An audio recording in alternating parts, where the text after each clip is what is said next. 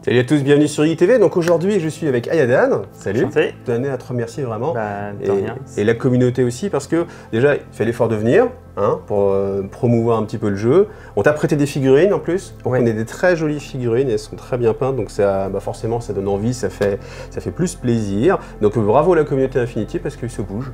Pour faire connaître le jeu. Honnêtement, moi je ne serais pas arrivé tout seul et je remercie Alexis et Elias parce que ce sont leurs figurines. Leur pseudo c'est Imp et le Merco, vous le connaîtrez peut-être plus facilement comme ça. Pour ceux qui sont déjà aficionados d'Infinity, c'est ça, déjà. Voilà. Alors, déjà première chose, là on va partir sur Code One. Est-ce que tu me parlais un peu de Code One pour faire la distinction par rapport à la version classique d'Infinity? Oui, alors en fait, Code One c'est le cœur des règles, c'est-à-dire c'est vraiment ce que vous ne pouvez pas ne pas apprendre pour jouer à Infinity. Et après, la N4, c'est vraiment tout ce qu'il y a en plus qui, pour un débutant, en fait, ralentit l'apprentissage. Code One, est-ce que ça se suffit à lui-même ou alors très vite, en fait, tu as envie de passer à la N4 en fait? En fait, ça dépend vraiment de votre rythme de jeu. Si vous êtes capable de faire une partie toutes les semaines, toutes les 2 semaines, vous allez voir passer à la N4 parce qu'au bout d'un moment, en fait, vous allez trouver ça trop bourrin, trop direct, ça va manquer de finesse et parce que c'est pas un jeu qui est fait vraiment pour être fin, c'est vraiment là pour dans l'initiation, pour rentrer dedans et absorber le plus difficile des règles. La N4, ça va être beaucoup plus, là ça va être beaucoup plus complet, vous allez pouvoir gérer beaucoup plus de situations d'une façon différente de Code One. Et il y a énormément de variétés en termes de nouvelles troupes, d'interactions entre elles, de mix au niveau de la composition des listes. Et du coup, en fait, là par contre, vous allez être perdu, mais dans la variété et pas juste dans les règles et les compétences. Clairement, si Code One ça vous plaît, Infinity ça va vous plaire. Il y a peu de chances que ce soit le contraire. Et si déjà Code One, trouvez que c'est pas trop votre sauce, bon bah voilà, comme ça vous saurez à quoi vous en tenir en tout cas sur Infinity. C'est ça. Gros avantage aussi d'Infinity, c'est un jeu avec petit budget. Tu me disais environ, là il y a des packs d'armées qui existent. C'est ça. 89 €, je crois que j'ai vu 90 € à peu près le pack d'armées. On est à moins de 100 € si on vise pas sur les boîtes de joueurs avec tout le kit, etc. Et après, pour vous faire une table en format standard tournoi, avec les décors, je dirais que vous en avez, en vous fournissant sur les décors carton comme ça de Corvus Belli, vous en avez à peu près pour 4 à 5 pages, je dirais, pour avoir une table bien chargée, mais voilà. Et là, c'est 30 €. 30 € le pack, donc ça fait à peu près 120 € pour avoir une table. Après, il y a aussi les solutions MDF à peindre derrière. Il y a des solutions, enfin, vous pouvez le faire aussi vous-même avec des boîtes à chaussures, etc. Voilà. Quoi qu'il arrive, par contre, le décor, c'est hyper important. On ne peut pas s'en passer. Si on passe à côté du décor, on passe à côté d'Infinity, je pense. En fait, si vous n'avez pas assez de décor, ça va vite devenir pénible parce que c'est celui qui a encore le dernier gros gun vivant qui va gagner. Parce que les autres ne peuvent plus bouger sans se faire défoncer ou à moins d'avoir un critique, on verra ça plus tard. Mais globalement, à part une chance miraculeuse, vous êtes foutu. Non, je pense vraiment qu'Infinity, c'est le jeu qui repose sur une belle table avec des beaux décors. Donc, oui, c'est ça. Avec une bonne gestion des décors aussi. C'est ça. Le placement, le placement est important pour permettre les mouvements de contournement, etc. Si vous voulez jouer, vous allez être obligé à un moment de jouer un peu à la Splinter Cell ou... c'est ce que les gens veulent, hein. Je pense que si on est sur Infinity, c'est qu'on a envie justement de cette micro-gestion, figurine par figurine, avec celle-ci elle est couchée, celle-ci elle est derrière l'arbre, derrière la poubelle, la voiture, etc. Et voilà, et du coup, il faut la table qui permette ça, parce que sinon, vraiment, c'est juste un massacre. Mais malgré tout, voilà, le budget, alors la table de jeu, vous l'avez ou vous l'avez pas, vous la fabriquez vous-même, vous achetez des décors préfaits, et après, donc 90 € le premier pack. Après, bien sûr, on ne peut pas choisir les figurines qu'on a à l'intérieur, c'est la liste telle quelle, mais c'est complet, c'est-à-dire que vous avez 300 points ou 30 points en Code One à peu près, et ça vous permet de jouer au format standard qui est le format 300 points. Puis après, libre à vous de racheter des figurines, mais c'est pas non plus exorbitant. Un petit personnage, c'est quoi? C'est 15-20 balles? C'est entre 15 et 20 €. Après, il faut savoir que Infinity, c'est très proxy friendly. Donc, dans la communauté Infinity, il y aura vraiment presque personne qui vous dira non, là je tombe en alguacil, je veux que tu joues en alguacil. Si vous avez envie de tester une nouvelle armée ou de nouvelles compositions, que vous n'êtes pas sûr de votre achat, votre adversaire ne vous empêchera pas de dire en fait cette troupe là c'est autre chose, ou alors en fait c'est pas cet équipement là, c'est cette troupe mais c'est pas cet équipement, du coup c'est un profil différent. Parce que en fait au final il y a un historique où le Corvus Belli sortait pas toutes les figurines pour tous les profils. Du coup, en fait, on se retrouve avec une ou deux figurines pour une troupe. Enfin, vraiment, quand je dis une troupe, c'est par exemple un paracommando. Bah, tous les profils de paracommando, il y avait une ou deux figurines. Ouais.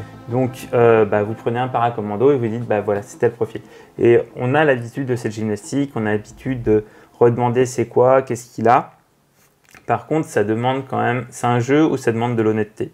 On va passer tout ce qui est construction de liste d'armée, on le verra peut-être dans une prochaine vidéo, mais moi ce que je veux vous montrer c'est directement vraiment comment ça se joue pour que vous ayez les sensations de jeu et que ce soit les sensations de jeu qui vous disent ce jeu est fait pour moi ou ce jeu n'est pas fait pour moi. Voilà. L'étape de déploiement, peut-être tu peux nous parler un petit peu comment ça se passe le déploiement? Alors en fait, au début de la partie, vous allez faire, chaque joueur va faire un jet de lieutenant, donc en fait on regarde la volonté de chaque lieutenant, on fait un jet en opposition. Et le gagnant de cette opposition a deux choix. Soit il choisit de garder l'initiative, donc en fait il choisit dans quel ordre, enfin quel joueur va jouer en premier, quel joueur va jouer en second. Il peut décider d'être deuxième. Et ensuite il peut choisir le déploiement et dans ce cas-là il va décider tout ce qui concerne le déploiement, donc quel côté et qui se déploie en premier, qui se déploie en second. Donc ce sont deux choix qui sont très forts puisqu'en fait à Infinity il y a quand même la possibilité de faire des grosses poussées en avant sur les objectifs ou sur la liste adverse pour la forcer à gérer des menaces immédiates, donc de perdre du temps sur l'objectif, ou de gagner un avantage au déploiement, soit parce qu'en fait le côté est plus facile à défendre ou plus facile d'attaquer depuis, ce genre de choses. Là, il y a un vrai choix qui est plus intéressant, qui peut être de dire je vais essayer de regarder vraiment comment l'autre s'est déployé, et puis aussi peut-être l'attendre pour que lui aille chercher les objectifs, parce qu'en fait, la poutre, entre guillemets, c'est pas une fin en soi, en fait. C'est-à-dire que tu vas pas gagner de points de scénario parce que tu as rasé l'adversaire. Par contre, si l'adversaire, lui, pendant que toi, tu lui shoots toutes ses figurines, une figurine par figurine, il marque un petit point de victoire par-ci, par-là, il n'y a que 3 tours de jeu, ça va très vite. Et c'est ça que je trouve intéressant, c'est que comme il n'y a que 3 tours de jeu, eh bien, dès le premier tour, vous ne pouvez pas être là en mode « Oh non, je le flingue, et puis au dernier tour, peut-être, allez, j'irai faire les objectifs. » Ça va pas marcher. Pas toujours, en tout cas. C'est assez intéressant sur ce côté-là, et il y a un vrai choix, et on peut vraiment dire « Non, vas-y, joue en premier, il n'y a pas de souci, gentleman. » Infinity, c'est un jeu d'utilisation de ressources. Et de placement, plus que de combat, etc. Le combat, c'est juste pour savoir qu'est-ce que ça a donné. Mais on construit vraiment de l'utilisation de ressources et du placement. Si un jour vous franchissez le pas et vous faites initier à Infinity, vous allez perdre. Vous allez perdre. Si le gars il sait jouer, c'est sûr vous allez perdre. C'est pas un jeu qui va jouer sur un coup de... Alors ça peut jouer sur un coup de dé, mais à haut niveau. Après, quand on sait pas jouer, c'est clairement un jeu très punitif parce qu'on va faire quelque chose et on va avoir l'impression que dès qu'on bouge sa figurine, on va mourir en fait. Parce que c'est un jeu de réaction, c'est-à-dire que je vais bouger une figurine, il va faire hop hop hop, ah bah je te vois passer là, je suis en train de... C'est pas le jeu qui est figé dans le temps où il se passe des choses et puis une fois que l'autre a terminé, moi je vais jouer aussi. Il y a ce côté d'aura, enfin pas aura, A-U-R-A, mais ORA. ORA. Et ça change tout, parce que c'est des réactions à ce que l'autre fait. C'est-à-dire que je fais quelque chose, et ben ça va te permettre de déclencher des choses aussi, voire avec tout le monde. Donc il faut vraiment bien avoir ça en tête. Donc ayez en tête à votre première partie quand vous serez initié, si vous allez jusque-là, on le souhaite, que c'est compliqué de voir toutes les choses, mais c'est normal et que c'est pas grave. Au contraire, il faut pratiquer. Toi-même, tu me disais que même à haut niveau, il y a un moment donné, il faut accepter en fait de lâcher prise sur tout savoir, tout planifier, etc. Il n'y a pas de plan parfait. De toute façon, c'est un peu comme à Blood Bowl, je t'en parlais. En fait, vous construisez un mouvement qui va être parsemé de jets de dés, de réussite et d'échecs. Pas s'attendre à ce que le plan se déroule tout le temps parfaitement. Ce qui est traduit aussi, c'est qu'on n'a pas le droit de mesurer et de prémesurer. Parce que c'est vrai que quand on a l'habitude, on dit attends, je regarde, je me mets là pour être pile poil à distance pour que je te tire, mais que toi tu puisses pas me tirer, etc. Ça n'existe pas à Infinity. On a juste le droit de mesurer sa zone de connaissance, sa zone de commandement, zone de contrôle, qui est un cylindre de 20 cm autour de la figurine. Mais sinon, je ne peux pas mesurer pour savoir si est-ce que je bouge de 10, est-ce que je vais pouvoir te tirer à 40. Donc ça oblige justement à se lancer un petit peu dans l'action. Et puis comme il n'y a que 3 tours, il faut y aller, quoi. Donc de fait, la liste d'armées, on oublie. Le déploiement, on imagine qu'on s'est déployé. Donc alors, les jets en opposition, ça se fait avec des D20. Tous les jets de dés sont faits avec un système de D20. Donc tout simplement, là, l'opposition, on jette chacun un dé, on additionne la valeur de morale ou de commandement, c'est ce qu'on s'appelle. Alors pour le jet de lieutenant, c'est le commandement, c'est la volonté en fait. La volonté, voilà. et puis celui tout simplement qui a la meilleure valeur va décider. Donc là, on s'est déjà mis en position, donc on peut voir un petit peu la gestion des décors. Directement, on va rentrer dans... Tu commences, tu as choisi de commencer. Qu'est-ce que tu fais? Chaque troupe sur table va rapporter une ressource qu'on appelle un ordre régulier. Alors ce qu'il faut noter, et ça c'est quelque chose qui déstabilise beaucoup de joueurs la première fois, et moi ça m'a déstabilisé la première fois que j'ai joué à Infinity, il y a de ça quelques années maintenant, c'est que vous avez un pion d'activation par figurine, on l'a vu, plus un avec le lieutenant. Par contre, vous pouvez tout à fait tout allouer à la même figurine. Donc on peut avoir une figurine qui va se balader et qui va consommer en fait les ressources de ses petits camarades, et dans son tour, on ne va pas jouer avec toutes ces figurines. Ça, c'est quelque chose qu'il faut avoir en tête et qui peut un peu déstabiliser. Moi, c'est vrai que ça m'avait... je me dis, bah tiens, c'est étrange, mais au final, c'est une des richesses d'Infinity, c'est une de ces mécaniques particulières qui rend le jeu assez différent de ce qu'on peut retrouver ailleurs. En fait, ce que beaucoup de joueurs disent, elles servent à rien, et en fait, c'est faux, parce que si vous les positionnez bien, vous vous assurez qu'il n'y ait pas de parachutistes qui viennent dans votre dos, et l'attaque dans le dos, c'est ce qu'il y a de plus terrible à Infinity, parce que la troupe, elle arrive, elle a bonne portée en général, elle vous prend en recouvert, en fait, elle vous massacre. Donc en fait, ces gars-là, ils sont là juste, soit pour faire gagner du temps sur les attaques de flanc, soit pour vous assurer que vous ne faites pas prendre dans le dos, parce que statistiquement, c'est trop dangereux d'arriver, se prendre une aura et pas pouvoir rien faire, parce que l'arrivée en parachutiste, c'est prendre tout l'ordre. Et derrière, donc, vous avez facilement 75% de vous faire toucher, et derrière encore 75% de ne pas tanker la balle. Ça fait beaucoup de chances en fait de juste tomber et d'avoir cramé une ressource pour rien. Sans compter que tous les petits pions que tu as, en fait, enfin tous les... On les appelle pom girl, les pom-pom, ouais, on les appelle les pom-pom. C'est des gens qui vont être moins au cœur de l'action, mais en fait, malgré tout, si quelqu'un passe, même sans dépenser un pion d'ordre, ils peuvent faire une réaction, donc un tir, se mettre à couvert, etc. Donc on va quand même jouer avec toutes ces figurines. C'est ça, on va jouer avec toutes ces figurines et en fait, au final, parfois, votre pièce extraordinaire, elle n'est pas en position. Vous n'avez que ces gars-là qui sont près du gars qui vient essayer de vous percer, mais par exemple, il s'est un peu pris les pieds dans le tapis, mais il n'est pas loin. Et bien, au lieu de mettre, on parlait d'un jeu de ressources, au lieu de mettre 5-6 ordres pour ramener le gars qui était plutôt bien parti à l'endroit pour défendre, bah, en fait, ces gars-là, vous allez essayer de les manœuvrer un peu pour prendre le gars hors couvert, maximiser leur chance de sortir la pièce, et en fait, au final, ils ont fait leur boulot. Et du coup, ça se passe comment un ordre? C'est par exemple, on va dire, je vais dépenser cet ordre-ci sur le Wildcat et ça va lui permettre d'avoir soit un ordre long qui va consommer tout l'ordre, soit d'avoir deux ordres courts. Il y aura forcément un ordre de mouvement et après n'importe quelle autre compétence courte disponible. Donc du tir, de l'analyse, du hacking, des choses. Voilà, c'est ça. Il va commencer par bouger puisque de toute façon, je vous ai dit, il y a forcément une compétence mouvement dans l'ordre. Là, il n'a aucun adversaire en ligne de vue, du coup, il va commencer par bouger. Donc, il peut bouger jusqu'à 10 cm la première fois qu'il déclare mouvement et s'il redéclare mouvement à nouveau, il a à nouveau 10 cm. Alors ça, c'est suivant chaque figurine, c'est-à-dire que dans le profil de la figurine, vous avez deux valeurs, valeur sur un seul mouvement et valeur sur deux mouvements. Tu m'as montré tout à l'heure un spécialiste du corps à corps qui lui avait 15-5, c'est ça. Donc, avec un gros avantage pour le premier mouvement. Ouais, donc il peut vraiment partir à l'assaut. Il arrive et il tombe en ligne de vue de l'infanterie lourde, la grosse infanterie lourde qui est là, et le petit drone de l'ingénieur qui est juste derrière. Et du coup, ils ont tous les deux droit à une réaction. Alors c'est ça qui est important en fait dans le jeu, c'est que même si c'est pas mon tour de jeu, c'est son tour de jeu, à partir du moment où il va faire une action, même si je le vois pas d'ailleurs, parce qu'avec la zone de contrôle, je veux dire commandement à chaque fois, avec la zone de contrôle, on peut être conscient des choses qui, parce que forcément on a un auspex, on a un détecteur, on a entendu du bruit, donc il n'y a pas que le côté visuel, et c'est ce qui rend le jeu très dynamique, parce que c'est un jeu qui se joue au tour par tour, c'est-à-dire qu'il va faire toutes ses activations, après ce sera à mon tour de faire toutes mes activations, mais je suis tout le temps en train de jouer, parce qu'à chaque fois qu'il y a une action, je peux pas aller en train d'être au bar en train de draguer la serveuse, parce que forcément, il faut que je regarde, et tu vas me dire, en fait c'est ça qui est assez intéressant aussi, c'est le séquençage de l'action. Tu fais une action, et après, moi je fais une réaction, ou pas, mais en général il n'y a pas d'intérêt à pas faire de réaction, vu que c'est gratuit. Donc je vais faire une réaction, moi, je vais te tirer dessus.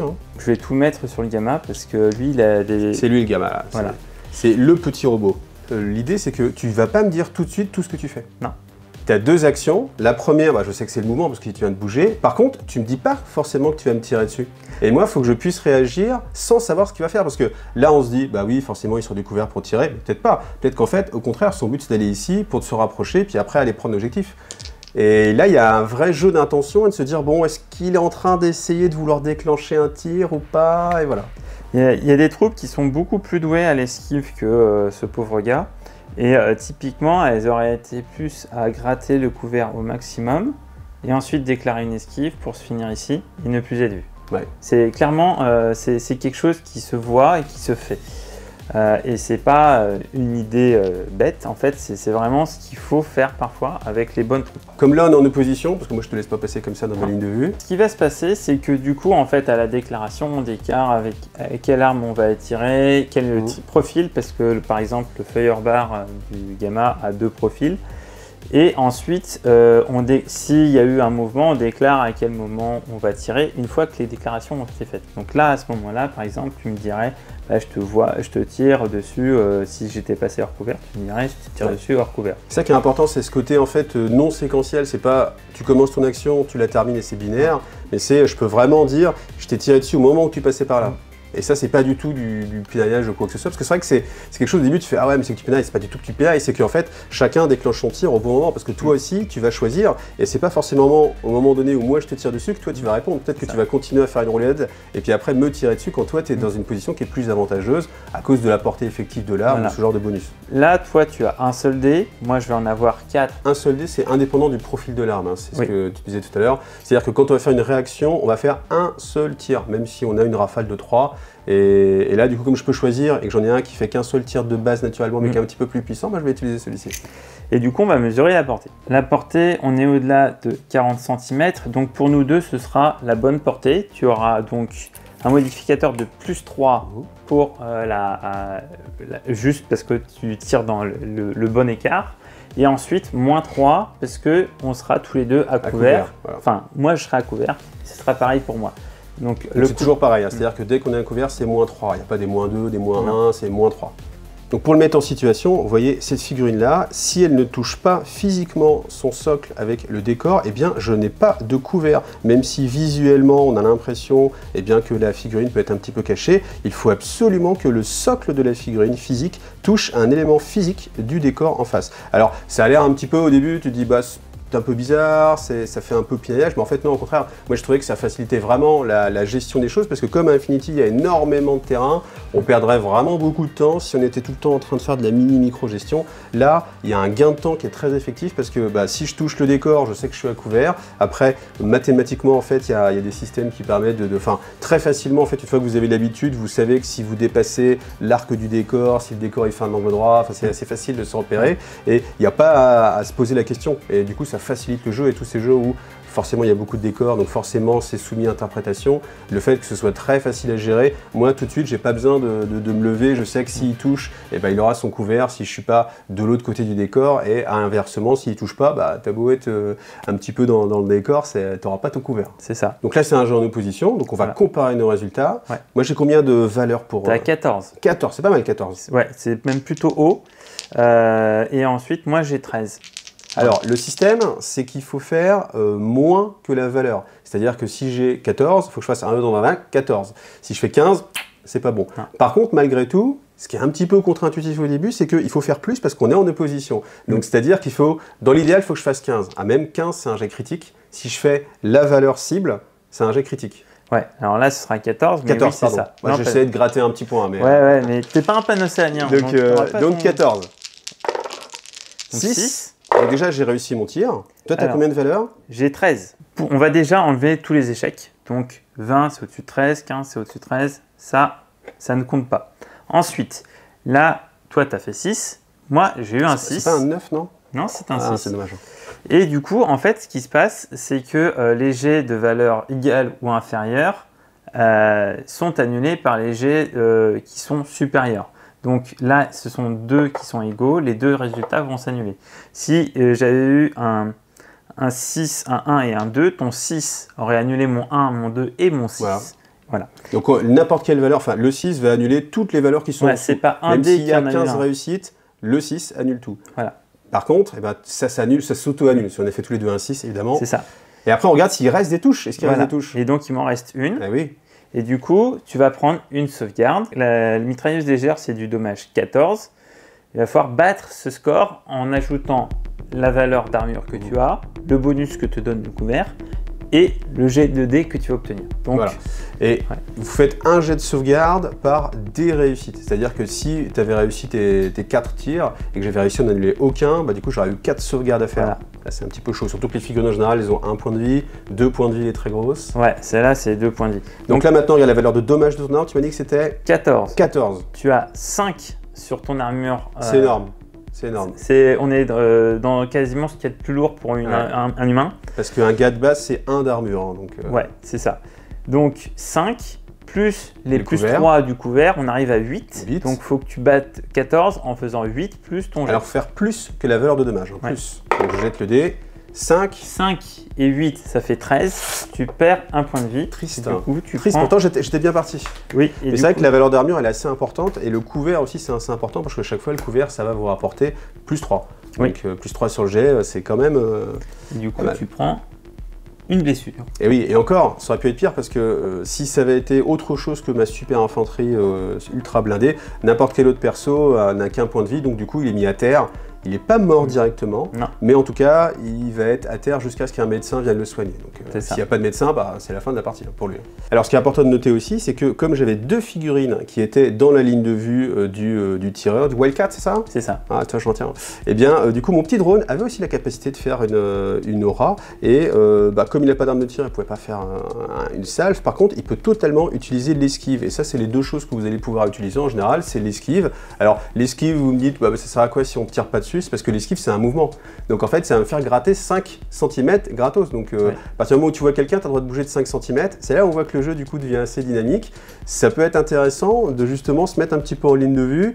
Le gars passe, est-ce qu'il va utiliser un tir ou pas? Peut-être qu'il n'a pas envie. Et en contrepartie, toi, tu vas gagner 5 cm de plus. On gratte comme ça des petits pas. Ou ça permet de se repositionner si on a fait une erreur de placement aussi. Oh, les erreurs, mais non. Donc comment ça se passe le jet d'esquive? Alors là, vu qu'il n'y a pas eu de tir sur toi, c'est pas un jet en opposition, c'est ce qu'on appelle un jet normal. Et du coup, tu as juste à jeter ton dé et vérifier si, si tu fais une réussite. Là, tu as un physique de 10, donc en gros, tu as une chance sur 2 de réussir. 10, c'est le standard à peu près, tu me disais. C'est ça, pour les troupes fragiles, ouais. 5, c'est bon. Donc c'est réussi, donc tu as le droit à bouger de 5 en étant debout ou de t'allonger, mais dans ce cas-là, tu divises par 2 le mouvement que tu peux faire, donc 2,5 cm. Est-ce que je peux provoquer une aura contre une aura? C'est-à-dire, tu me vois bouger, est-ce que tu peux? Non, en fait, une fois que on est dans la partie résolution, il ne peut plus y avoir d'aura qui se crée à nouveau. Et du coup, ce que je vais faire, c'est que je vais mettre un ordre sur le marqueur camo qui est ici. Eh oui, parce que vous ne l'avez pas vu, mais ici, en fait... Et c'est ça qui est mignon sur Infinity. Enfin, mignon, c'est pas le mot, mais c'est ça qui est intéressant, c'est que vous avez tout ce côté technologique, et bien sûr, là, on a du camouflage thermo-optique, non, là, c'est du optique. Il y a un vrai nom, optique. Et en fait, là, il y a une figurine, et je ne sais pas ce que c'est. Et en fait, tu ne dois pas me dire ce que c'est. C'est-à-dire que je ne peux pas regarder la liste d'armées et dire « Ah oui, tu as mis un... » bidouche truc, machin truc. C'est ça. Là, je ne sais pas. Alors après, quand on est malin, on a l'expérience, peut-être on peut essayer de déduire en fonction de ce qu'on voit sur la table, mais on n'a pas d'informations, ça je trouve ça très réel, on n'a pas d'informations sur ce qui est en réserve aussi. C'est-à-dire que ce qui n'est pas mis sur la table, tu n'as pas à montrer ta liste d'armées. Donc l'adversaire ne peut pas faire, oui, il y a quelque chose peut-être qu'on peut mettre aussi, que j'ai omis de dire, c'est que quand on fait sa liste d'armées, vous faites 2 listes d'armées. Oui, pour les tournois, en tout cas, on en fait 2, Et du coup, ça donne une flexibilité parce qu'en fonction des scénarios, forcément, il y a des figurines qui vont être plus ou moins utiles. Et là, vous avez cette possibilité de, en fonction du scénario, dire « Ah bah tiens, je vais jouer ça ». Puis comme ça, créer des petites surprises. Alors, qu'est-ce qu'il va faire ce petit jeton camo là maintenant? Eh bien, donc il va déjà se relever. Donc se relever, en fait, on peut s'allonger ou se relever au début de chaque mouvement. Et en fait, on fait le mouvement suivant ce qu'on a décidé. Donc si on a décidé de le relever, il sera debout pour tout le mouvement. S'il sera allongé pour tout le mouvement et du coup, il prendra la pénalité du fait d'être allongé sur toute la première partie. Par contre, ce qu'il faut noter, c'est que quand vous êtes couché, en fait, on oublie toute la partie verticale et il n'y a plus que le socle de la figurine. Donc si vous ne voyez pas le socle, vous ne voyez pas du tout la figurine. Ça change beaucoup de choses en termes de ligne de vue. Cette figurine a la compétence escalader plus, donc en fait, elle va utiliser les murs comme si c'était une surface horizontale. Donc elle va pouvoir se déplacer dessus tranquillement. Donc elle va faire donc là le mur fait 6 cm, donc elle va faire 6 cm et ensuite elle va passer son socle ici, donc ça nous fait 8,5. Il va pas aller plus loin pour l'instant, j'ai pas besoin de faire plus. Donc en fait la troupe là elle a fait ceci, là et là, et du coup là il va y avoir des troupes à toi qui vont probablement le voir. Je pense au sniper qui est là. Et je ne pense pas qu'il y ait d'autres troupes qui l'aient vu en chemin. Contre un marqueur camo, on ne peut pas attaquer directement. Ce qu'on peut faire, c'est soit le détecter, mais ça veut dire que dans ce cas-là, on est susceptible de se faire tirer dessus sans opposition, puisque la détection dans ce cas ne servira à rien si le gars se révèle pour vous faire un tir. Vous pouvez retarder cette déclaration de réaction, et dans ce cas-là, si la troupe ne vous attaque pas, et B cette aura est perdue. Donc en fait c'est un choix, les camos ils distordent un petit peu le système de réaction et du coup c'est une partie sur laquelle il faut un peu s'habituer. Est-ce que je pourrais te tirer dessus si tu décides de te désocculter pour me tirer dessus? Alors si tu décides de retarder ta réaction et que je décide de tirer dessus, tu pourras me tirer dessus. Eh ben je retarde alors. Très bien, et ben je vais continuer d'avancer, mais allongé cette fois-ci. Donc là, tu m'as arnaqué en fait là. Oui, totalement. Et du coup, je vais faire 5 cm allongé. Donc là, par contre, je suis rentré dans la zone de contrôle de ton gamma. Lui, il pourra faire... Alors, je vais vous montrer. La zone de contrôle, en fait, c'est 20 cm, c'est assez grand. En fait, là, il pourrait décider d'esquiver avec les deux ou de reset. Mais là, c'est ma deuxième partie d'ordre. Donc reset, tu sais qu'il t'arrivera rien au niveau hacking. Donc tu peux essayer d'esquiver pour te repositionner. C'est vrai que le terme d'esquive, on a l'impression que c'est parce qu'on se fait tirer dessus, mais c'est plus aussi pour dire bouger ou réagir au mouvement. C'est ça. Et là, en fait, l'intérêt, c'est que comme c'est gratuit, moi je vais le faire, hein, je vais essayer de me rapprocher. Donc avec lui, j'ai juste à faire un jet non en opposition, voilà. C'est-à-dire que j'utilise simplement la valeur de physique. J'ai 10 aussi avec lui? Non, lui il a 12, mais il a un modificateur de +3 à son dodge. Et du coup, vu que tu ne fais que m'entendre et me pas voir, ben, en fait tu vas avoir +3 -3, tu vas être à 12. D'accord, il y a un malus du fait que je te vois pas hein, c'est pour ça. réagir. Donc, on jette le dé, 11. C'est réussi. Donc, résultat des courses, j'ai le droit de me déplacer de 5 cm. Donc, je vais me rapprocher alors gentiment. Lui, tu as même plus parce qu'il a un bonus. Très équipé. Donc, il a plus 2,5 cm de mouvement. Bon, je vais venir, je reste toujours en contact parce que rappelez-vous que si je me mets pas en contact et je me mets ici, je serai pas à couvert des fois que quelqu'un vienne sortir par là-bas. Hop. Et du coup, je vais remettre un ordre sur cette même troupe. D'abord, bouger, donc là ça fait moins de 10 cm donc je vais pas tu mesures pas, d'accord, on t'autorise. Et je vais me caler ici, donc là tu peux déclarer une réaction sur les deux mêmes. Qu'est-ce que tu décides de faire? Donc pour l'instant non, rien de spécial hein. Et bien du coup quoique, attends, peut-être que j'ai envie de, là je me dis peut-être que j'ai envie de franchir la barricade pour me retrouver à couvert parce que sinon je vais pas être à couvert là. Si je te alors là pour l'instant il est toujours allongé donc tu risques rien, mais s'il se relève pour te tirer dessus, oui tu seras pas à couvert. Donc j'ai encore le temps de réagir. Tu as encore le temps, ouais. Bon bah je reste comme ça alors. Ce que tu peux faire c'est, vu que c'est un marqueur camo, encore une fois tu peux décider de retarder ton aura. Esquive et reset peuvent être déclarés immédiatement, ou sinon tu dis d'attendre de voir ce que je vais faire.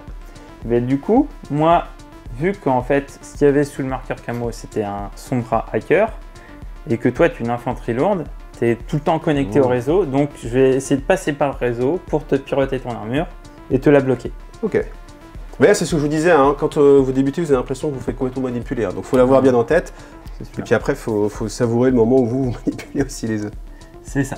Du coup, donc le hacking. Alors le hacking, en fait, le principe, c'est qu'il faut être un hacker soi-même et on peut hacker un autre hacker, évidemment, tout le monde est connecté sur Internet, ou alors les drones, ou alors les tags et les tags. En fait, le piratage, ça se fait forcément dans la zone de contrôle. On peut pas, à Code One, on ne peut pas étendre plus la portée du piratage. Donc 20 cm. Voilà, c'est ça. Et du coup, 20 cm vers le haut et le bas. Et en fait, vous avez plusieurs programmes à votre disposition, et un peu comme des armes, et du coup, il faut en choisir un parmi ceux-là. Moi, là, je vais choisir d'essayer de coincer ton gamma dans son armure, et du coup, je vais utiliser le programme Carbonite qui a la possibilité d'immobiliser une infanterie lourde, un tag, un drone ou un autre. Alors, qu'est-ce qu'on peut faire? On peut immobiliser. Ou on peut infliger l'état ciblé, et du coup, l'état ciblé derrière va donner un +3 au tir et aux attaques de piratage. Donc c'est une sorte d'illumination laser en fait. Voilà, c'est ça. Light. Et de facilité pour les autres piratages de passer, c'est un peu comme une backdoor, quelque chose comme ça. Ça fait les deux. Et du coup, en fait, il sera plus facile à cibler. Mais par contre, il pourra toujours réagir. Alors qu'avec si tu es immobilisé, tu pourras que essayer de sortir du blocage. Et pendant ce temps-là, je serai tranquille pour te tirer dessus. Il n'y aura pas de risque. Donc comme option, qu'est-ce que j'ai comme option défensive contre le piratage? Contre le piratage, tu as reset. Parce que tu n'es pas un hacker toi-même, donc tu n'as pas accès au programme. Du coup, en fait, tu essaies juste, de redémarrer avant que l'attaque aboutisse. Et comme ça, tu purges la machine. Est-ce que je peux te tirer dessus ou pas? Alors, si j'étais debout, on aurait pu faire une opposition entre toi, ton tir, et moi, mon piratage. Parce qu'en fait, c'est à qui appuie sur le bouton le premier. Enfin, c'est un peu comme dans Starship Trooper. Quelqu'un à qui on coupe la main, on ne peut pas appuyer sur le bouton. Forcément, ça marche. Voilà, ça avec marche. la tête. Ouais. Sauf si la télécommande est tombée par terre. Voilà, du coup, en fait, c'est ça le principe, c'est que... alors pour Spotlight, c'est un peu dur à se projeter, mais pour tous les autres programmes, ça marche très bien. C'est entre celui qui va infliger le programme et qui du coup va éliminer l'écran un peu de tous les alertes. Les parasités, voilà, etc. Et de l'autre qui va réussir à tirer avec son pistolet avant de se faire avoir. Okay. Non, je vais utiliser ma capacité de protection, on va rebooter. Très bien. Contrôle Alt-Sup. Eh bien, du coup, ton contrôle Alt-Sup, il va être à volonté, standard. Et là, vu que je sors de mon camouflage et que j'ai la compétence attaque surprise, tu prendras un -3 sur ce reset. Donc, tu vas être à 10 puisque tu as une volonté de 13. Et moi, je vais être à 2G à 13 puisque le programme a rafale 2. Hop, 6 c'est faible. Et bien, du coup, ça passe pour toi. Parce que tu es un échec. Parce que tu ne sais pas pirater en fait. C'est ça. Je suis nommade, je suis expert en piratage, mais pas cette fois-ci. Donc, il fallait que tu fasses combien du coup? Tu avais combien de valeur? J'avais 13 de volonté. 13. Tu avais ton bonus de plus 3, non? Ou c'était moi qui avais un malus de moins? Toi, tu avais un malus de moins 3. Mais malgré tout, c'est quand même passé. Voilà. C'est là où il faut faire un bon score, mais pas trop haut. Voilà. En fait. C'est ça. C'est ça. Donc j'ai réussi à contrôler Alt-Sup, ça marche bien, contrôler Alt-Sup. Faites-le, non pas maintenant les mecs, pas maintenant. Du coup, en fait, j'y tiens vraiment à te bloquer dans ton armure. D'accord. Donc je vais réessayer une deuxième retentes, fois. Ok. Voilà. Donc tu reconsommes encore un pion. Voilà. Du coup, on voit que ça descend, parce qu'il m'en reste plus que 4. Est-ce que j'aurais autant de chance? Qu'est-ce que j'ai comme autre possibilité? T'es toujours caché, donc je peux toujours rien faire. Est-ce que en faisant une esquive, je peux sortir de ta zone de piratage ou pas? Tu pourrais essayer avec, parce que là, je pense que la première esquive suffira pas. Mais au fur et à mesure, si tu arrives à encaisser... sur le fait que tu fasses des échecs en fait. C'est ça, ou que tu réussisses à encaisser que la protection naturelle. Tes antivirus, ils arrivent à gérer l'intrusion. Autant que je continue à défendre, parce que je pense que... T'as quoi? T'as encore des pions? Allez, continue à défendre. 14. Ce sera raté.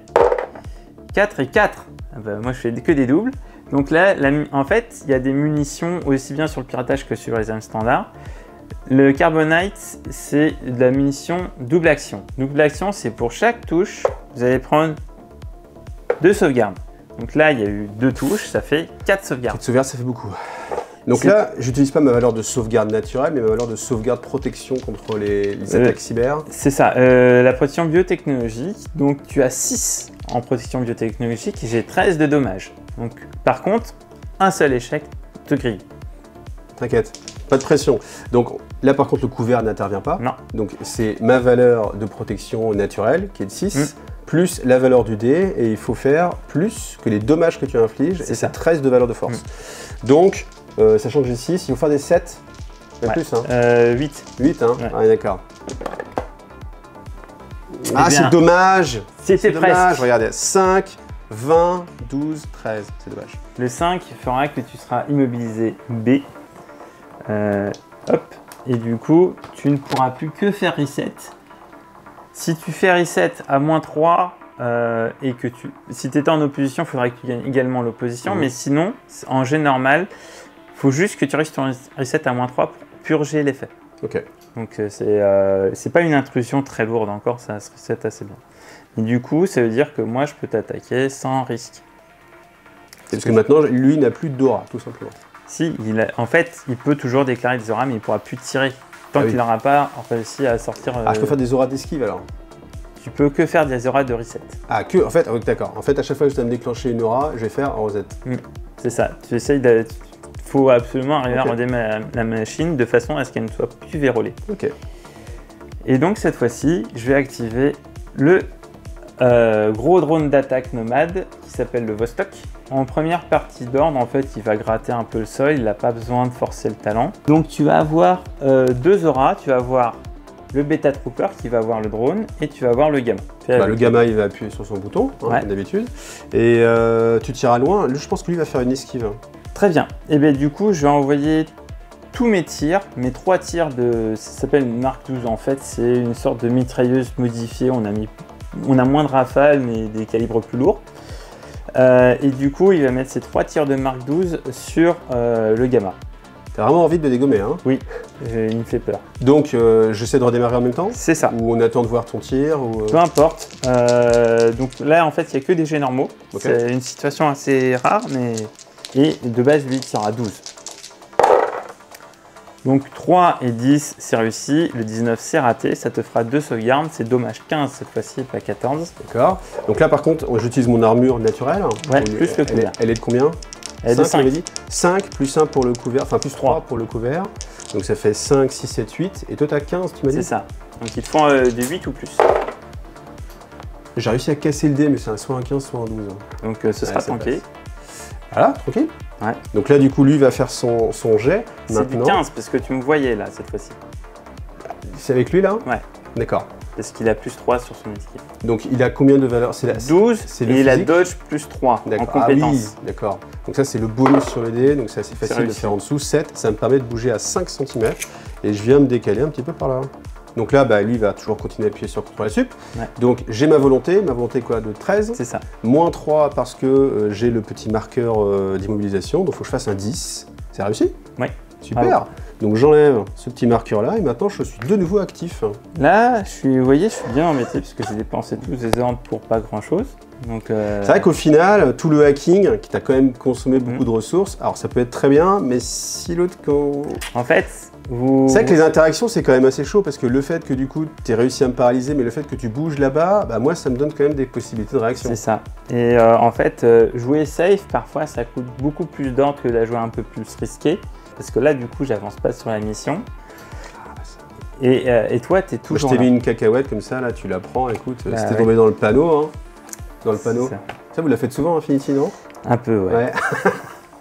Surtout que je suis un joueur panneau au départ. Je vais activer ce marqueur ici. Encore un camouflé. Ouais, les nomades, ils aiment bien ça. Et du coup, en fait, ce qu'il va faire, c'est qu'il va simplement. Il va rester là. Et du coup. Toi, ton sniper va devoir décider ce qu'il fait à nouveau. Un autre marqueur camouflé, une autre peine, ouais. Eh bien, je vais faire une esquive, hein, tout simplement. Très bien, je vais te faire un tir surprise. Donc, la troupe qui va se révéler, c'est un intruder avec une mitrailleuse cette fois-ci, une HMG. Et du coup, alors là, on va pouvoir parler de mimétisme parce que là, avec le Vostok, on a vu qu'on n'en a pas trop parlé.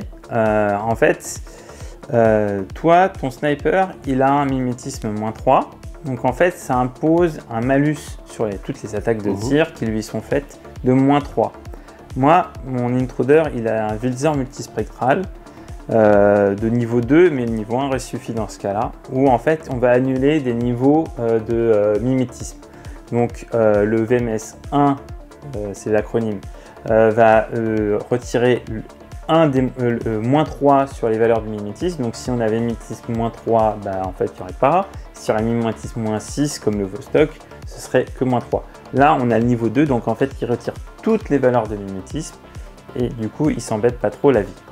Sachant que lui-même est mimétisme -3, toi tu avais aussi un VMS 2. Donc si tu avais décidé d'attendre, on aurait pu se faire un échange de tirs un peu risqué. Bon, moi, j'aurais eu plus de rafales et j'aurais eu le tir surprise. Vu que tu as déclaré esquive, toi, de la portée ne t'intéresse pas trop. Moi, par contre, ça m'intéresse. Et du coup, on voit qu'on est entre 40 et... Enfin, au-delà de 40, mais en dessous de 80. Donc, la HMG est à bonne portée à cet endroit-là. Le sniper aurait été à bonne portée également. Okay. Bonne portée, c'est l'endroit où tu as ton +3. Voilà, c'est ça. À Infinity, quand on dit à bonne portée, en fait, c'est le moment où l'arme brille le plus, donc c'est le +3. Donc, ça me fait 4 tirs, plus 3 de portée, moins 3 de couvert, donc il a un tir de 13, donc ça fait 4 tirs à 13. Là. Donc, alors, il faut faire 13, c'est l'idéal, c'est le tir parfait. Maintenant, il faut faire moins de 13. Donc, en gros, j'ai 3 réussites. Voilà. Donc là, moi, du coup, j'ai un soldé, parce que les auras, c'est juste un soldé. Là, mon esquive, alors j'ai une valeur de physique de 11, mais comme tu fais ton tir surprise cacahuète, moins 3, donc ça fait 8. Et il faut que mon 8, en fait, en gros, il faut que je fasse 8 ou 7. Parce que si je fais pas 7 ou 8, j'arriverai pas à annuler ce dé-là. Oui. Donc, on jette le dé, 14. 14, donc ça annule rien du tout, parce que j'ai même pas réussi mon jet. Mais si j'avais réussi à faire 8, qui était ma valeur cible, eh bien, j'aurais annulé tous les dés qui étaient inférieurs, donc ces 3-là. Si j'avais fait 7, j'avais annulé que celui-ci. Et si j'avais fait 5, par exemple, ça aurait pu être pas mal, parce que j'aurais annulé celui-ci et celui-ci. Et j'aurais fait qu'une seule sauvegarde. Oui. Alors que là, j'ai 3 sauvegardes. Ouais, c'est triste. Là, c'est dur. On le fait vraiment pour la démo, parce que mon sniper, il va y passer, là. Alors, la mitrailleuse, ouais, elle est violente, donc elle a dommage 15. 4 de tir. 4 de rafale, ouais. 4 de rafale, donc déjà 15 c'est beaucoup. Donc moi j'ai quand même mon couvert qui va me rajouter plus 3 sur ma valeur d'armure. Mon valeur d'armure elle est de 1. De 2 à 2 quand même. Oui, c'est une infanterie moyenne, donc c'est un peu plus blindé. Ça fait 5. Ouais. 5 et il faut faire plus que 15. C'est ça. Donc des 10. Minimum. Des 11, ouais. Ah, ça se fait. Ça se fait, il y en a... Et inconscient. Alors, à partir du moment où il y en a un qui passe, et ben voilà, inconscient. Donc, il va être couché, il peut être soigné par un médic. Le fait est que si j'avais échoué 2 sauvegardes, et ben, il était carrément retiré de la partie. Hein. Donc, c'est vite très mortel, en fait. Hein. C'est ça. Et vous voyez la différence entre une troupe qui est quand même bien blindée, ou même en tirant, parfois ça rentre, mais parfois ça rentre pas. Ça rentre beaucoup plus facilement sur des troupes plus fragiles. Et du coup, là par contre, une subtilité, c'est que quand on tombe inconscient, on s'allonge également. Il n'y a plus que le socle qui compte. Donc je pourrais pas l'achever même si je le voulais. D'accord. Ouais, parce que du coup, il n'y a plus que la hauteur du socle qui compte. Donc forcément, la ligne de vue, ça va être compliqué. Alors il te reste 3, dont un du lieutenant. Donc, ça veut dire que tu vas être obligé de jouer le lieutenant. Et petite subtilité aussi, c'est qu'au début de la partie, tu ne me dis pas qui est le lieutenant. C'est ça. Et il faut que j'essaie de le deviner. Alors après, même si vous connaissez les listes, en fait, il y a plusieurs figurines qui peuvent avoir le profil lieutenant. Donc, on ne sait pas forcément lequel ça va être. Par contre, ce qui est certain, c'est qu'il n'y a que le lieutenant qui peut utiliser l'ordre de lieutenant. Ouais. Et du coup, là, je suis de toute façon dans ma liste. C'est pas très compliqué. Il n'y a qu'un des 3 algocides qui peuvent être lieutenant. J'ai utilisé un ordre. Personne ne voit mon sombra. Du coup, je vais en profiter pour le recamoufler. C'est un ordre entier. Ça demande à ce que personne ne le voie. Et là, il peut remettre son camouflage en activation. C'est donc ce qu'il va faire. Comme ça, il gagnera un peu plus de résistance. Du coup, par contre, il génère des auras. Donc, tu peux continuer d'esquiver avec ton bêta trooper pour continuer de monter le... Je peux continuer des... Oui, on va faire ça. On va continuer de grimper parce que je vous rappelle que lui, il est en hauteur ici. Et bien, à un moment, il va se rapprocher. Oui. Donc, lui, il est assez spécial pour les auras. Il peut réagir. Enfin, sur l'esquive, surtout, il a plus 3 à l'esquive. Alors après, toi, comme je te vois pas, je n'ai pas de bonus. Donc, j'ai plutôt un malus parce que je te vois pas. Donc, je suis à moins 3. Mon physique, c'est 12. Moins 3 parce que je te vois pas. Mais plus 3 parce que je suis spécialiste. Donc, on revient à 12. Allez, 12. 8, c'est bon. Donc je continue à gravir les échelons vers la gloire ou vers le piège. On va voir. Donc 5. Donc tu m'as dit par contre il faut qu'on puisse vraiment positionner la figurine complètement avec le socle. Hein. On ne peut pas être un peu à cheval. Non. Donc là je vais continuer à escalader. Puis du coup là je suis toujours en train de grimper ici là. Ça marche. Dernier ordre régulier. Je vais réutiliser le Vostok. C'est assez amusant parce qu'en fait, c'est vrai que même si tu utilises beaucoup une figurine, tu peux quand même revenir sur une autre figurine, regarder un petit peu. Donc, on joue pas forcément toujours qu'avec la même figurine, mais il y a quand même beaucoup d'activations. Mais c'est ce qui permet aussi le côté un petit peu cinématographique, de faire des actions un petit peu de fifou avec le. En fait, l'utilisation d'un ordre en général, c'est un focus sur une troupe qui fait une action particulière. Et en fait, le fait de revenir sur plusieurs troupes, déjà, il y a un peu le côté XCOM, où vous avez utilisé plusieurs troupes en synergie. Et ça permet aussi de revenir sur un côté un peu plus macro pour changer un peu d'angle. Et parfois, c'est très intéressant de travailler sur... quand il y a un point qui est un peu dur, de retravailler ailleurs, et parfois ça se redébloque.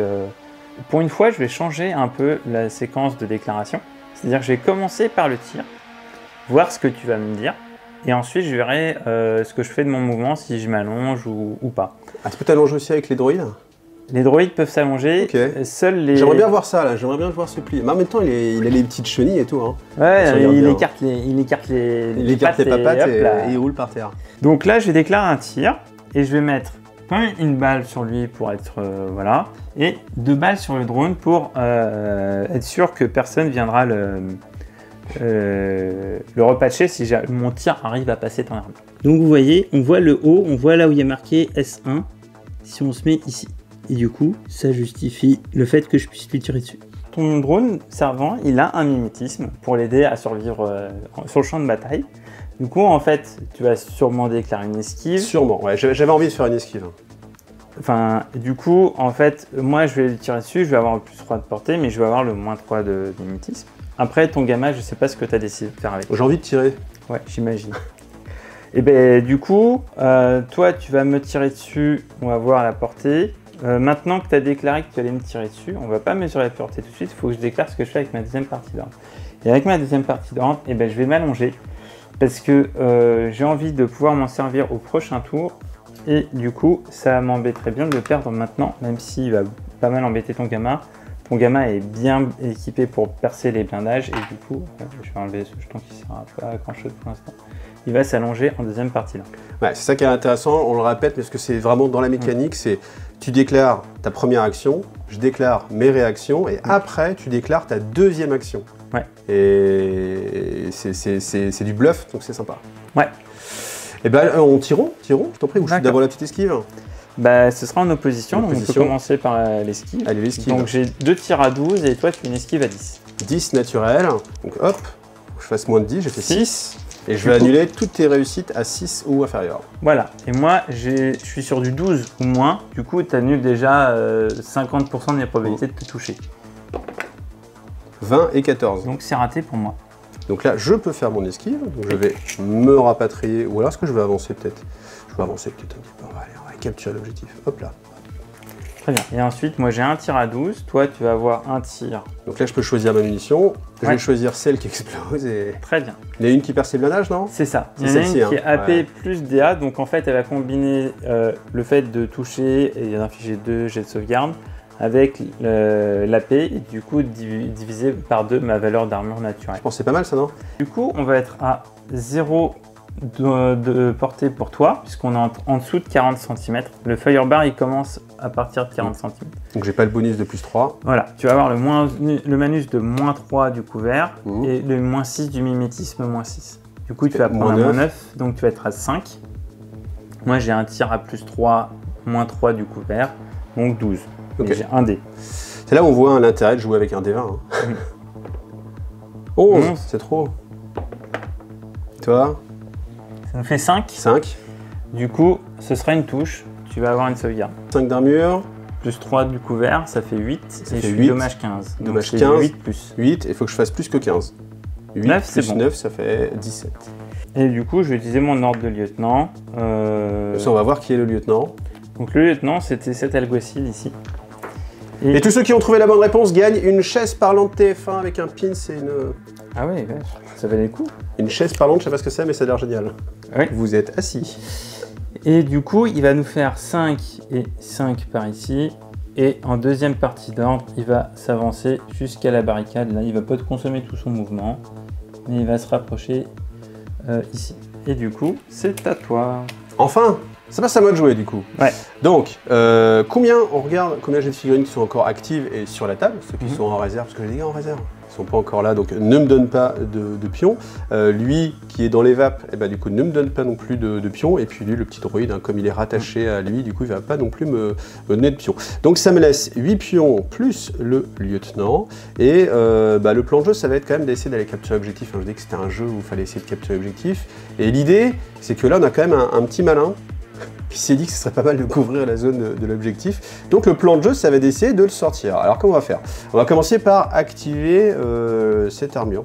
Tout tourne autour d'elle depuis le début de cette partie. Donc tout simplement, je vais dépenser un premier ordre pour aller bouger. Alors faire attention quand même parce qu'il y a toujours, rappelez-vous, hein, ce petit camou malin, ce petit camouflé. On va juste se mettre ici un petit peu dans les marches, hop, pour avoir une ligne de vue sur notre ami ici. Alors du coup, là, Infinity, on va demander quel est le chemin exact. Si tu vas tout droit ou est-ce que si tu vas venir te mettre au contact de mur avant de venir ici.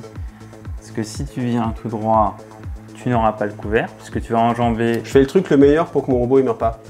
Et bien dans ce cas-là, tu vas venir te mettre contre le mur et ensuite longer le mur. Ouais. Parce que là, du coup, tu auras tout le temps le couvert. Et bien moi, du coup, avec mon intruder à cette distance, tu n'as plus qu'un PV. Je vais essayer de t'enlever le dernier. Et le marqueur camouflé en haut, en fait, il sent que c'est... Il aimerait bien sauver son pote, mais il sent que ça va pas être très bon pour lui. Parce qu'une fois que tu vas te révéler, on rappelle que le Beta Trooper, il est juste là, accroché ici.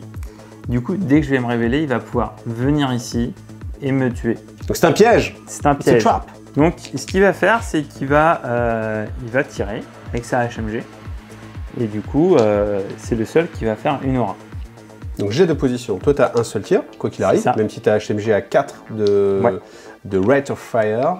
Tu es en déposition, donc tu n'as qu'un seul dé. Moi, par contre, je vais utiliser mes 2 dés. Tu en as 3, parce qu'en fait, l'arme sur le profil qui a le plus de rafale a 2. Ah, mais j'ai le bonus. Mais tu as une compétence qui te donne plus 1 de rafale sur tous tes profils et toutes tes armes. Du coup, là, si tu prends celui qui rafale 2, tu passes à rafale 3. Donc, on n'a pas mesuré la zone de contrôle, mais normalement, on mesure à chaque fois la zone de contrôle. Là, tu vas être entre 20 et 40, donc 0 pour le Firebar, 0 pour l'HMG. Moins 3 du couvert, donc moi je vais descendre à 10, tu vas descendre à 11, et toi tu reprends moins 3 à cause du mimétisme de l'intruder. Okay. Donc tu vas avoir 3 tirs à 8 et je vais avoir 1 tir à 10. Alors, il y en a 2, 8 et 1. Et bien le 8, 18 est raté. Le 8 est même un critique. Critique. Donc si j'ai pas de critique, en tout cas tu es sûr que le 8 il va connecter. Le 1, je peux encore le battre malgré tout. Toi tu fais 13. 13, je rate. Tu rates. Donc tu te prends quand même 2 touches.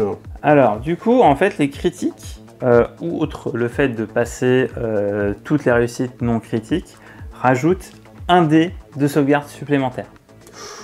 Donc là, ça veut dire que c'est de l'AP plus DA, donc je vais avoir mon armure divisée par 2. Et en fait, chaque dé va me faire 2 sauvegardes.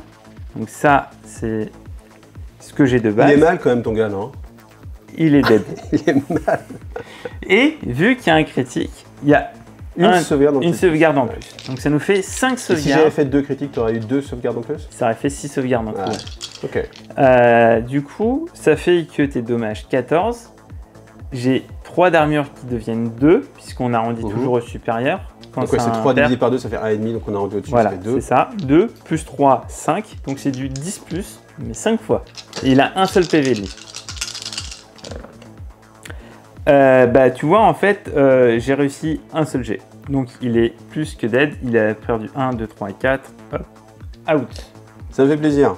J'imagine. Mon premier mort Infinity, ça fait plaisir. Donc, c'est le moment de faire rentrer la cavalerie. Donc, on a des troupes aéroportées.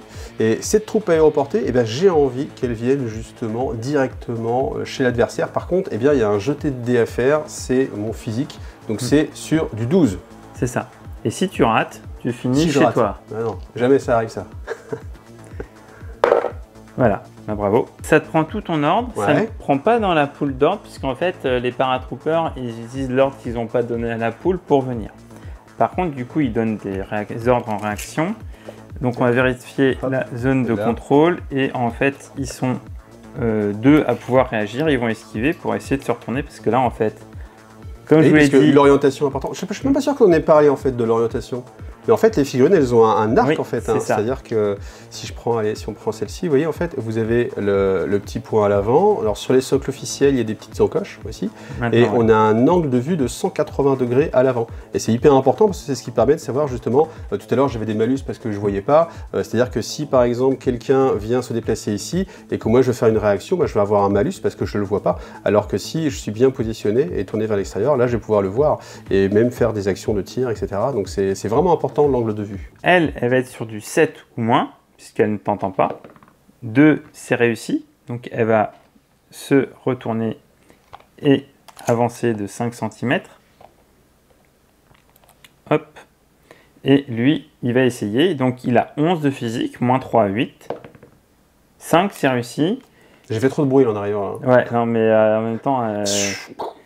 Et du coup, il va essayer de se diriger vers le couvert. Même s'il n'y arrivera pas tout de suite. Vous voyez, c'est important la mesure précise parce que là, on voit que c'était pas encore ça. Donc là, maintenant, je peux commencer à utiliser ces pions, simplement. Donc, étant donné qu'il y a une jolie demoiselle, j'ai envie d'aller discuter avec elle, peut-être. Eh bien, vas-y. C'est comme ça.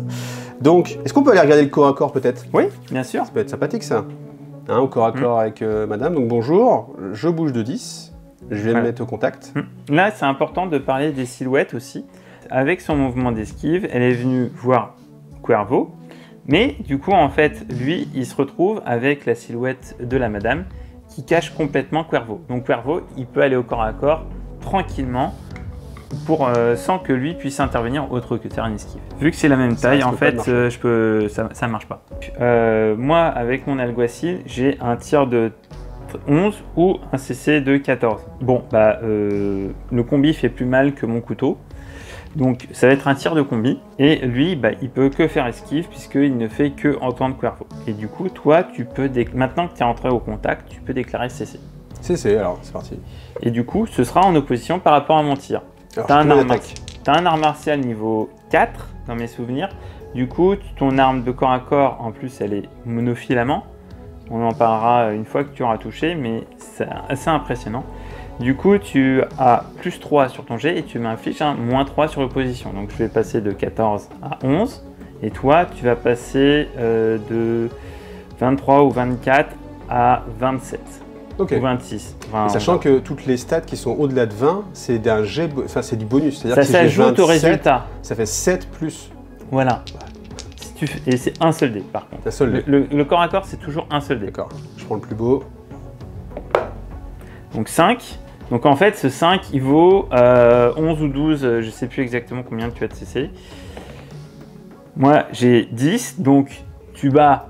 De toute façon, j'avais que le crit pour me sortir de là. Ouais. À partir du moment où tu fais un 5, c'est trop haut.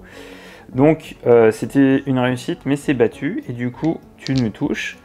C'est de la monofilament, c'est dommage 12. Mais par contre, si je ne sauvegarde, ça enlève l'armure. Ouais. J'ai 10-1, ça enlève l'armure, et si je rate ce jet de sauvegarde, je suis bon sur les tags, ça, si tu as envie d'aller choper un tag ou un truc comme ça. Et ouais, et si je rate ce jet, je suis mort. Même si tu as plusieurs points de vie? Ouais, c'est direct. C'est monofilament dans ta tête. 6, c'est raté, elle est morte. Donc ouais, le corps à corps, alors le corps à corps, tu me disais par contre, c'est vraiment quelque chose où il faut envoyer les spécialistes. Un mec lambda avec un fusil. Il n'y a aucun intérêt à aller se frotter comme ça au corps à corps. Et du coup, il avait une esquive quand même. Ouais, il le fait, 11, c'est raté. Du coup, il va rester là. Très bien. Alors moi, le plan de jeu, il se passe pas mal parce qu'en fait, le but, c'est quand même d'aller choper l'objectif. Il y avait le petit gars là, avec sa mitrailleuse qui m'embêtait. Bon, c'est plus un problème.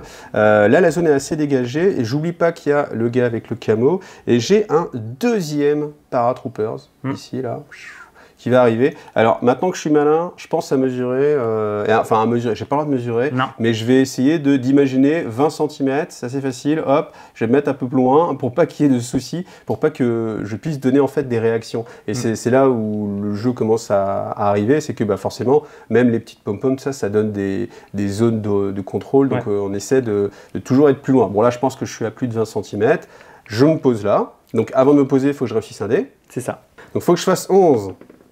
Voilà. 6, c'est bon. Si j'avais échoué, si j'avais fait 16 par exemple, eh bien du coup je me retrouvais à gambader en reprenant depuis ma zone de déploiement et ça n'aurait pas du tout été la même affaire. Ouais. Là aussi, comme il est arrivé des réserves, il n'a pas consommé un pool d'ordre, mais en même temps c'est normal parce que lui-même ne générait pas d'ordre, donc il a eu son propre ordre. Par contre maintenant, si je veux continuer à l'activer, eh bien je vais utiliser justement les ordres. Vu que tu es arrivé ici, il y a une réaction à nouveau de zone de contrôle du Vostok. Alors en fait là je pense que je vais pas prendre mon aura à nouveau parce qu'il y a le Gangbuster ici qui a un fusil à pompe et un MSV1 du coup et qui est mimétique. Donc en fait à cette distance, moi ma mitrailleuse elle est pas du tout efficace, elle aligne pas. Lui il va en plus du couvert, il va m'infliger un mimétisme. Et lui, il a un VMS qui va enlever une partie du mimétisme et à très courte distance, les shotguns sont très précis. Donc en fait, si j'essaye de le relever, déjà c'est pas dit que ça passe. Et deuxièmement, il y a de bonnes chances que je me fasse trouver la peau. Donc ça peut être que j'ai mon robot là qui est ici. Hein. En plus. Il a encore été activé et tu vois, il est juste à... Ouais, et du coup, en fait, je vais pas essayer et je vais juste rester là comme ça. Sans aura, ok. Voilà. Donc je vais activer avec hop, un petit pion en plus. Première chose, je vais me rapprocher de 10 cm du pion objectif. Pourquoi? Pourquoi pas, tout simplement. Donc qu'est-ce que tu fais? Est-ce que tu as une réaction? Alors je vais vérifier ta zone de contrôle quand même, parce que là en fait, toi tu as un pirate informatique et moi j'ai un drone et un hacker, donc ça m'inquiète un petit peu. Donc là on voit que en fait je touche juste les coins ici, donc lui il ne sera pas en zone de contrôle. Par contre, lui, il y était au début, c'est sûr, puisqu'il avait le droit de faire une réaction. Et en fait, ce qu'il faut bien se rappeler, c'est que même si là, techniquement, j'ai bougé et que là, à l'instant T, je suis plus loin, et peut-être même à plus de 20 cm, même au début, j'y étais à portée. Et on peut tout à fait bouger et dire, bah, maintenant, je vais pirater, mais je le faisais au moment où j'étais ici. C'est comme les tirs, rappelez-vous que vous avez cette possibilité-là de faire votre tir, enfin faire votre deuxième action à n'importe quel endroit de la première action, et totalement au début. Piratage ou piratage? Ben moi, je vais reset du coup. Donc tu appuies sur le bouton pour contrer mon piratage. Ouais. Bah écoute, moi j'ai envie de pirater mais pas toi, je vais plutôt ouvrir en fait cette caisse d'objectifs. Alors là sur les objectifs, souvent, donc ça va dépendre de la mission, pour savoir qui va avoir des bonus, donc est-ce que c'est les hackers, est-ce que c'est les spécialistes, etc. Bah, toujours est-il qu'il n'y a que les spécialistes justement qui peuvent ouvrir les objectifs. Donc c'est-à-dire que si c'est une mission objectif et que vous êtes sûr d'avoir tué tous les spécialistes en face et que vous réussissez à ouvrir une caisse, bah, l'adversaire ne pourra jamais revenir en score, même si vous flinguez toute votre armée, parce que eh bien, il n'y a plus de personnes qui sont aptes à remplir l'objectif. Voilà, c'est ça. Donc en fait, faut garder ces spécialistes en vie. Et en fait, c'est toujours une histoire de gestion de la ressource, etc. Parce que si tu attends trop longtemps aussi, bah, tu marques pas de points. Oui, c'est ça, parce que là, tu peux très vite, si tu réussis à prendre le truc et moi, j'arrive pas à te rattraper, à la fin de la partie, tu auras ton objectif et moi, je serai là. Alors, pour prendre l'objectif, là, on va dire que justement, les hackers, ça tombe bien, les hackers ont un bonus, donc j'ai un bonus de plus 3 sur mon jet. C'est un jet de volonté, et donc du coup, normalement, c'est un seul dé, mais comme là, je suis hacker, j'ai un dé bonus. C'est ça. Avec le plus 3. Donc, on jette les 2 dés. Alors, 5, ça réussit. Je réussis à ouvrir le conteneur. Voilà, et du coup, tu as une supply box, hop, voilà. Et du coup, l'objectif, lui, il est vide, on le retient. Donc ça représente voilà, une caisse, quelque chose qu'il fallait pirater, des informations, etc. Voilà. Mais en tout cas, je les ai sur moi maintenant. C'est ça. Donc, on va reconsommer un petit pion, toujours pour notre ami. Très efficace, mais en tandem, hein, voilà. Donc, on va bouger. Donc, on peut contourner. Je pense que je vais contourner parce que la figurine n'est pas plus grande. La silhouette est trop petite. Voilà.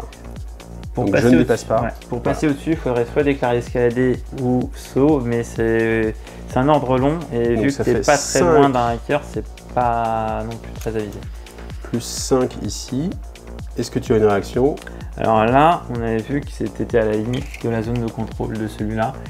Et là, je pense que cette fois-ci, je vais me révéler et je vais te faire un carbonite. Tu tentes? Oui. Donc le hacker se révèle, il fait du boulot aussi lui, hein? Oui. Enfin, il fait des choses. Est-ce que c'est efficace? Ça, je sais pas. Je suis pas sûr, mais non. il fait des choses en tout cas. C'est pas leur journée aux nomades aujourd'hui. Non, mais je vais continuer à avancer là.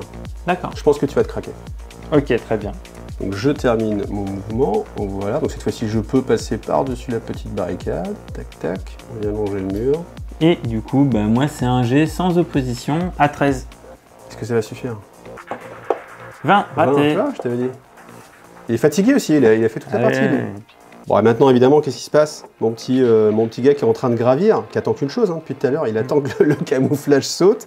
Donc là, tu as été tenté, mais en même temps, c'est le moment ou jamais, parce que je me barre avec l'objectif. Donc là, ça vaut le coup de prendre le risque de perdre la figurine pour arrêter justement le gars avec l'objectif. Moi, je vais activer celui-ci, et je vais venir me mettre en position, hop, dans les escaliers, tac, ici, pour venir simplement voir si tu supportes bien les balles. Du coup, moi, je vais te pirater. Parce que là, mes meilleures chances, ce sont ça. Toi, et comme je suis une armure un petit peu lourde, tu peux me pirater. Ouais. Toi, tu as maintenant plusieurs options. Soit tu resets, encore une fois. Soit tu me tires dessus et tu as plusieurs options pour le tir. Soit tu utilises ton shotgun à plus 6, soit tu utilises le shotgun en larme. Donc, c'est-à-dire qu'il n'y aura pas d'opposition, mais tu es sûr de toucher 2 fois avec ton shotgun. Ça a l'air bien, ça, quand même, non? Ça a l'air pas mal, ouais. Il y a moyen que tu finisses s'il est bloqué, mais par contre, moi, je me retrouve. Tu finisses mort. Ouais. C'est pas grave, bloqué, c'est mieux que mort. Donc, on regarde le petit gabarit, parce qu'on n'a pas montré encore ce petit gabarit. Alors, du coup, Hop, moi je décroche le gros avec. Voilà, donc ça c'est pour les shotguns, ça s'appelle la petite larme. La petite, hein, oui. Alors, ce qui est à noter aussi, tu m'avais dit, c'est que le gabarit, quand on le place, il est en 360. En volume, c'est ça. Donc, on le place à un endroit et après, on peut le faire tourner comme ça, pivoter pour représenter le volume que ça occupe. Oui, et en fait, quand vous tirez, vous n'êtes pas obligé de placer au niveau du socle. C'est vraiment au niveau de toute la silhouette. Donc, en fait, c'est vraiment sur le volume de la silhouette. Donc, vous pouvez vous placer comme ça. Et en fait, après aussi jouer sur les angles, comme ça, la hauteur de tir. Et je me dis que sur un tag, ça doit être assez sympa parce que du coup, tu as plusieurs. Là, tu as beaucoup d'options. Ouais. Deux touches automatiques. Deux touches automatiques. Moi, je vais prendre 2 jets de sauvegarde. J'ai 2 d'armure, mais tu as dommage 14 avec ton fusil d'abordage. Ouais. Et moi, j'ai un piratage à 13 qui peut essayer de te bloquer. Donc, on va faire déjà le piratage. 16, c'est raté à nouveau. Il n'y arrive pas, il est vraiment fatigué. Il brûle un peu les doigts aussi. Hein. Et il va tomber inconscient. Donc là, heureusement que tu en as sauvegardé une quand même, parce que sinon, c'était direct à la mort. Direct à la mort. Donc ça, c'est pas mal parce que ça t'a paralysé. Là, je sais maintenant que tu vas plus m'embêter à moins qu'il y ait un médic. Mais bon, là, je vois que sur la table, il n'y a pas de médic qui va arriver. Donc, on peut continuer à faire d'autres actions. Alors maintenant, on va faire quelque chose d'un petit peu classique. Donc celui-ci qui est couché, donc j'utilise un pion pour lui. Donc il se relève. Donc à ce moment-là, hop, je considère maintenant qu'il est debout. Et puis, comme il y a un petit lieutenant en face, je pense que ça va être le moment de lui dire bonjour. Est-ce que tu as une réaction? Honnêtement, vu que tu as à nouveau un fusil d'abordage qu'on a déjà vu là. Ça a l'air bien ça. Du coup, en fait, c'est le genre d'arme qui te propose que des mauvais choix, surtout sur des troupes qui sont assez compétentes au tir. Du coup, je vais partir sur l'esquive en espérant que tu me rates et voilà. Donc là, le choix s'offre à toi de prendre ou les tirs en opposition à +6, parce que là, en portée courte, le shotgun il a +6. Et j'ai combien de tirs là sur le... 2 tirs. 2 tirs. Soit tu prends les larmes en me disant, de toute façon, on s'en fout, tu vas rater. Et par contre, si je fais 10 ou moins, j'esquive les 2 larmes. Allez, pour changer, on va faire les tirs. Ok, donc tu es à +6, -3, donc tu seras à 15. Ah bah, tu as 2 critiques. Pourtant, en fait, t'as vu le dernier petit mouvement là, le du petit... coup, moi j'ai un jet à 10, donc ou je fais 10 ou je suis mort. Parce que là, non. Donc ça nous fait 2 x 2. Puisque 2 critiques égale 2 sauvegardes par critique. Et du coup, le 10 plus, c'est du dommage 14. Donc j'ai 1 d'armure, 3 de couvert, ça fait 4. 14, donc ça c'est raté. Ça c'est évidemment raté. 7, c'est raté. Le 17 est bon, il est mort. Et bien sûr, tu n'as pas 3 points de vie. Non.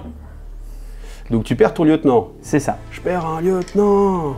En Code 1, la seule pénalité d'avoir perdu le lieutenant, c'est que vous perdiez la troupe et l'ordre qu'il y avait en plus dessus, parce que c'est une troupe qui a un peu plus d'efficacité que les autres. Mais il y a assez peu de pénalités, donc vous pouvez un peu faire le fifou. Ouais, c'est un peu ce qu'on disait un petit peu au début. En fait, la différence entre Code 1 et puis la N4, c'est des choses qui sont pas vraiment sur le corps de système de jeu. Une fois qu'on sait jouer au système de jeu, après, c'est que des petites finalités, genre le moral qui va intervenir un petit peu plus, les munitions spécifiques. C'est vraiment plus pour vous mettre un peu plus dans l'ambiance. C'est moins bac à sable, la N4. De fait, bon, comme j'ai gagné, quasiment, mais je suis pas mal parti là avec l'objectif. J'ai des paratroopers en réserve, donc à la limite, je pourrais essayer de revenir dans la petite ruelle, de passer par derrière et te choper dans la ruelle sans que tu t'en rendes compte. Mais sinon, c'est vrai que je suis plutôt en mauvaise position. Donc, on peut s'arrêter là. De fait, on va s'arrêter là. Et puis après, l'idée aussi, c'est bien sûr de vous montrer comment ça se joue. Là, on a montré un petit peu toutes les situations qu'on allait rencontrer la plupart du temps dans Code 1. C'est ça. Voilà. Après, le reste, c'est évidemment la subtilité avec je choisis telle arme, qui a tel pion. Tu me disais qu'est-ce qu'on pouvait faire? On pouvait placer des mines qui peuvent être assez sympas, des mines à détection où dès qu'un adversaire arrive. Les mines que vous voyez ici, en fait, elles se déploient d'abord en marqueur camouflage. Donc, c'est-à-dire qu'on ne peut pas tirer dessus tout de suite. Ouais. Donc, soit on saute dedans, idéalement avec une troupe comme le gamin, parce qu'elle, déjà, elle a un bon physique pour esquiver. Elle encaisse bien, Et si elle rate, elle encaisse relativement bien. Donc, il y a ça. Il y a du mimétisme -6 aussi qui existe. Et il y a des armes qui tirent des gabarits. Oui, il y avait des sortes de lance-missiles, des trucs comme ça, où on ciblait en fait une figurine et puis on avait toute cette zone de gabarits qui touchait. Et du coup, là, c'est une interaction qu'on n'a pas pu présenter là parce que les deux armées n'en sont pas équipées. Mais sinon, à part ça, vraiment, on a tout balayé. Donc voilà, écoutez, j'espère que ça vous a donné envie de découvrir un peu plus Infinity Code One. En tout cas, moi, je te remercie encore d'être venu. Bah, merci de m'avoir... Chose à savoir, c'est gratuit au niveau des règles, c'est-à-dire qu'on peut se procurer les règles gratuitement sur Internet. Ouais. Il y a un Army Builder aussi, oui, qui est assez facile à utiliser avec toutes les stats, les règles spéciales. Et un accès direct au wiki si vous voulez savoir ce que fait un mot-clé sur l'appli. Vous cliquez, ça vous ouvre le wiki à la bonne page. Directement. Avec en plus les FAQ, les errata, donc c'est à jour. Donc par contre c'est en anglais. C'est en anglais, oui. C'est un anglais assez courant, mais bon voilà, les règles sont en anglais ou en espagnol. Donc si vous préférez l'espagnol à l'anglais. Donc on a après des traductions qui existent aussi, c'est-à-dire que vous avez le livre de base qui est traduit en français.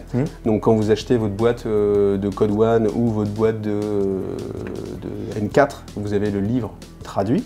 Mais après, l'Army Builder, il sera en VO. Voilà. Il sera en VO. Les Après, FAQ, ça permet quand même d'avoir les facs sont en VO. C'est ça, les errata aussi. Donc en fait, ça vous permet d'avoir